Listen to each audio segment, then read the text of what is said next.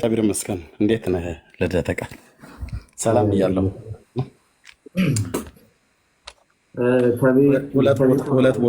ሁለት ቦታ ከምን ከፍት እናንተ ከፍታችኋል ሲባል እኔ ከፍቼ ስለነበር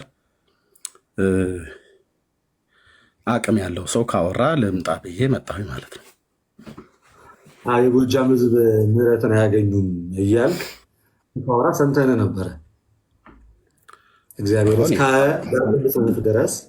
እስከ ዳግም ምጽአት ድረስ ምህረትን አያገኙም እያልክ የተናገርክ ነበር እና እኔ እስከ ዳግም ምጽአት ብሎ የሚለውን ቃል አልተጠቀምኩም። እሱን ጋዲሳ ነው ያለው።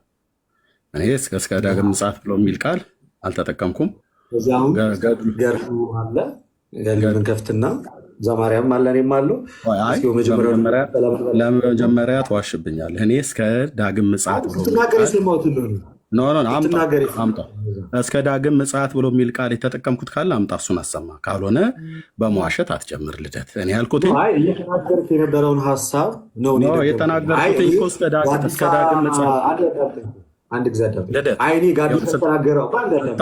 ስታወራ ከኔ ጋር ነው የምታወራው። እኔ እስከ ፕሊዝ አሁን መታል አይደለ? የሰው ቤት ነው ያለው እኮ አትዋሻ። ገና ስመጣ ለምን ትዋሻለህ? ያላልኩትን ብለሃል ብለህ ለምን ትላለህ? አዳምጣለሁ። ጎሄድ መልስ እኮ ትሰጣለህ ለተናገርከው። እኔ ከአንተ አንደበት ነው የሰማሁት። ስለዚህ እኔ ያንን ያልኩት ጋዲሳ ያለውን ነው ካልክ አለቀ እኮ በቃ። እኔ ግን አንተ ስታነበው ነው የሰማሁት፣ አንተ ስትናገረው ነው የሰማሁት። አይ ጋዲሳ የተናገረውን ነው የደገምኩት፣ እስከ ዳግም ምጽአት ድረስ አልምራቸውም የሚለው እኔ ሳይሆን የእሱን ንግግር ነው የደገምኩት ካልክ እኮ አለቀ በቃ። እኔ ግን ከአንተ አፍ ነው የሰማሁት። ዛሬ ጋዲሳ ላይ ባልገባማ እኔ ከአንተ ነው የሰማሁት ዛሬ። ስለዚህ እንደዛ ከሆነ ንግግር የጋዲሳን ንባብ ዛሬ ነው የሰማው ወይስ ከዚህ በፊት ሰምተዋል? እኔ ከአንተ ነው ያየሁት ዛሬ እንጂ ከዚህ ሙሉን ሀሳቡን አልጨረስኩም። ሙሉን አላየሁትም ነበር። ስለዚህ ጋዲሳኛ አድመጣኝ እንጂ አድመጣኝ። እንደ መጣሁት ላወራችሁ ነው። አንድ ሰው ትመርጥልኛለህ፣ ከኔ ጋር እናወራለን ማለት ነው። ግን የተናገርከው ላይ እኔም ደግሞ መግቢያ ልናገር ልደት፣ መግቢያ ልናገር። ኦኬ ዳግም ምጽአት ብሎ የሚለውን ቃል አንተ አንብበሃል አልከኝ፣ ቅድም ተናግረሃል አልከኝ፣ ደግሞ አንብበሃል አልከኝ። እኔ ካሜራ ከፍቼ ነው የማነባው ብዙ ጊዜ።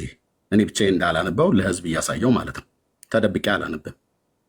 ስለዚህ ዳግም ምጽአት ብሎ የሚለውን ቃል ጋዲሳ ነው፣ እኛ ስማቸውን ማላስታውሰው መምህር፣ እሳቸው የጻፉትን ጽሁፍ እዛ ጋ ያነበበው ማለት ነው። ያነበብኩትን እኮ ራሱ ምዕራፉን አንተ ራሱ አታውቀውም ነበር ልደት። ማን ነው ተመስገን ነው መጥቶ ተሙ ነው ከታች ምዕራፍና ቁጥሩን እያለ ደጋግሞ ሲጽፋ ያየው ነበር። አታውቀውም። ዘማርያም አያውቀውም። አንተም አድምጥ። ዘማርያም እንደማመጥ። አሁን ቅድም እኔ ላይቭ ላይ ገብቼ ስናገር ልደት እንደማመጥ ፕሊዝ። ቅድም እኔ ላይቭ ላይ ገብቼ ስናገር ተመስገን። ኧረ ቆይ ልጨርስበት ስለመግቢያ። ለምን ትዘጋኛለህ? ተመስገን እስርህን አሁን ያለው አድምጠኝ። ተመስገን እስርህ ለምንድን እንዳላወራ የምትከለክለኝ? አንተ በጣም እኮ ነው የምትዋሸው በመጽሐፋችሁ ላይ። ለመጽሐፎቻችሁ እንኳን ታማኝ አይደለም። ለምን እንዳላወራ የምትከለክለኝ? ገና እኮ ሀሳብ ላይ አልገባንም። ገና ዲቤት አለ። አድምጠኝ ልጨርስ። አንተ ምዕራፉን እንኳን አታውቀውም። ከኔ ነው። አንተም ዘማርያምም ዛሬ ነው ከኔ ነው የሰማችሁት ምዕራፉን። ቢበቃ ይሻል። በዚህ አይበቃ ላውራና ሀሳቡ ላይ ገባለሁ። አይደለም በቃ እንግዲህ አሁን ጩኸት ካበዛችሁ መጽሐፍቶቻችሁን የማታውቁ ለማውራትም የማትፈልጉ ሰውም ይሄ ነው። ለዚህ ነው አሁን የሚያወራ ሰውን ወክሎ፣ በነገራችን ላይ እገሌ አታውቅም አይባልም። ሰውን ወክሎ መናገር አይቻልም። እንደዛ አይደረግም። በቃ ሲናገር አንድ ሰው ራሱን ወክሎ መናገር አስተካክለ የምታወራ ከሆነ ናግባ። ሰውን ወክሎ ሳያወራ መጽሐፉ ላይ ማውራት ከቻለ ቀጥታ መጽሐፉ ላይ እዚህ ላይ ያለው ከፍተህ እናወራ። ማውራት ከቻለ ሰው ወክለ ግን አትናገር።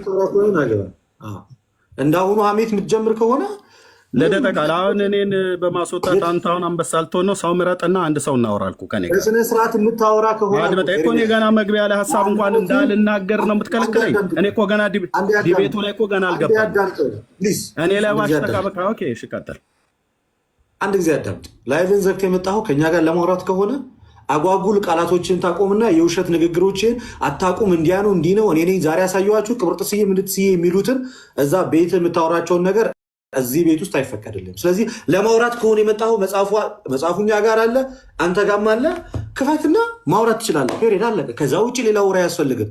ያስማማሃል ይሄ? እኔ ገና ስገባ ያላልኩትን ብልሃል ብለህ በዋሻው ነገር ላይ ገና አድመጣኝ። ሀሳብ ስሰጥ ሀሳቤን እንኳን አላስጨርስከኝ። ወደ አርስቱ እንኳን ያስማማል ወይስ አያስማማም? አልደግምልህም። ዘመንህን ሁሉ የምትተራመስበትን የቤት ስራን የሰጠኸው ጩህ ከፈለክ ኑ ወገኖች። ወሬኛ እንደ ሴት ወሬ ብቻ ነው የምታውቀው አንተ። ልብ እንኳን የለም። ወርደን በገድል ከአንተ ጋር ለማውራት እንኳን መምጣታችንን ከግምት ውስጥ ማስገባት ነበረብን። አንድ ቀን እንኳን ስለ መጽሐፍ ቅዱስ አውርተህ ማታቅ ሰውዬ፣ የአዲስ ኪዳን ጥቅስ ብርቅ የሆነብህ ሰውዬ፣ የአዲስ ኪዳን ጥቅስ ብርቅ የሆነብህ ሰውዬ፣ ተሳስተህ እንኳን ጥቅስ ጠቅሰህ ማታቅ ሰውዬ፣ ና ይኸው በገድላት እንወያይ ብለን እኮ አመጣን። እንድናስወርድህ ስለፈለግ የማይሆን ቤት የለመድከውን የሴት ቧልት ጀመርክ እዚህ ማውራት። ቅብርጥስዬ ምንትስዬ የእንትና ስራ ሰጥታው ምናምን ምናምን ምናምን ስራ ፈት። እኛ ስራ አለን። የእግዚአብሔርን መንግስት ወንጌል እንሰብካለን። ለምን ዛሬ ያሰብኩት ነገር አልተሳካም እኮ ነው። ዛሬ ለምን ያሰብኩት ነገር አልተሳካም? ለምን የክርስቲያኖችን ልብ ዛሬ አልረበሽኩም? ድባቅ ተመታባ። መጽሐፍ ቅዱስ ላይ ከእኛ ጋር በምንም ተአምር ማውራት አችልም።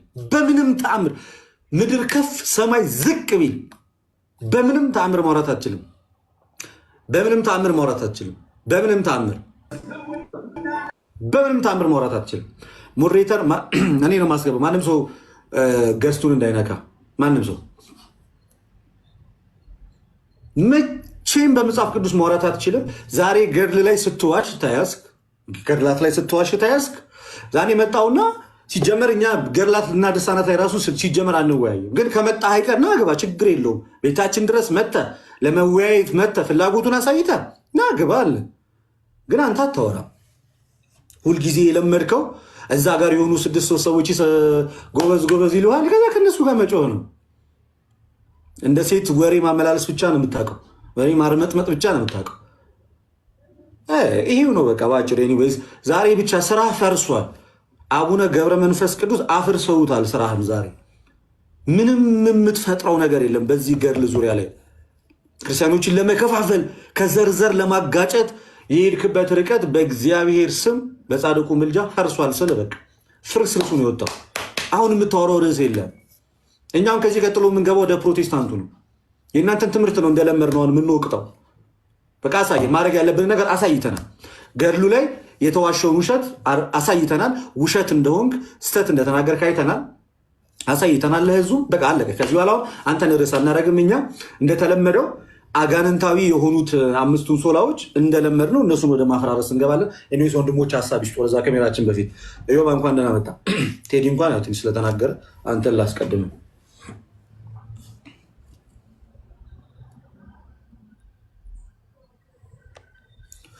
አለ ዩ ኦኬ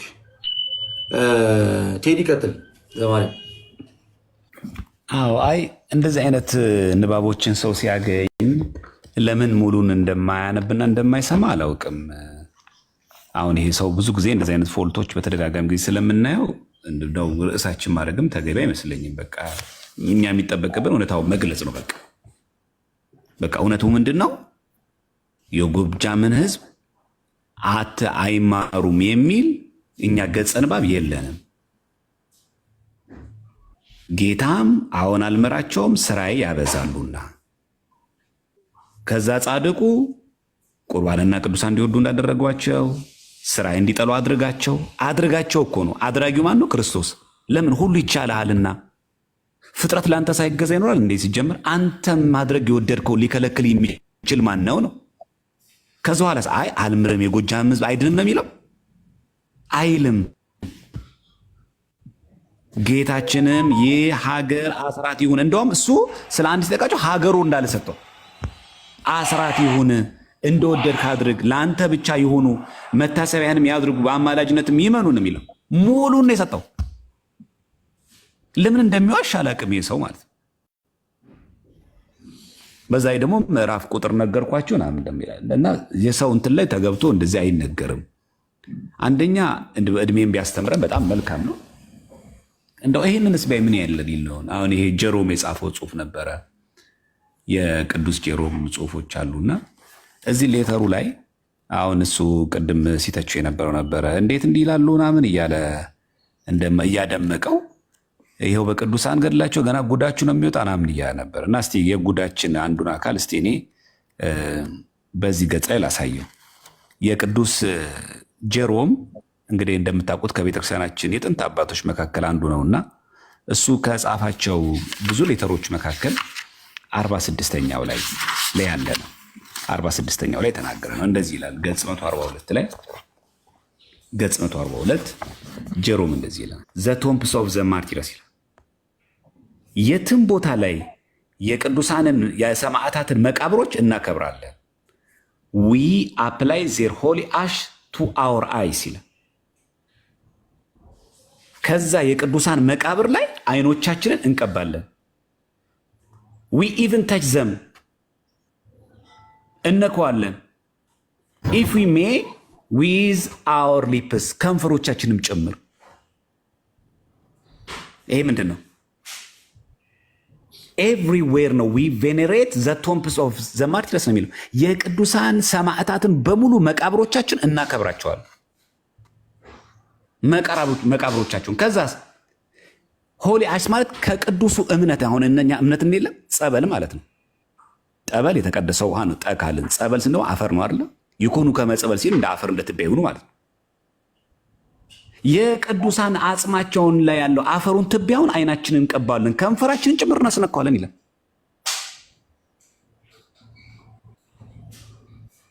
ይሄ ነው የሚደንቀው። ይሄ እንግዲህ ጀሮም የተናገረው ኢትዮጵያ አይደለም እኮ ጀሮም። እና እንደዚህ አይነት የከበሩ ነገሮች እኮ አሉ። ይኸው በቅዱሳን ገድላት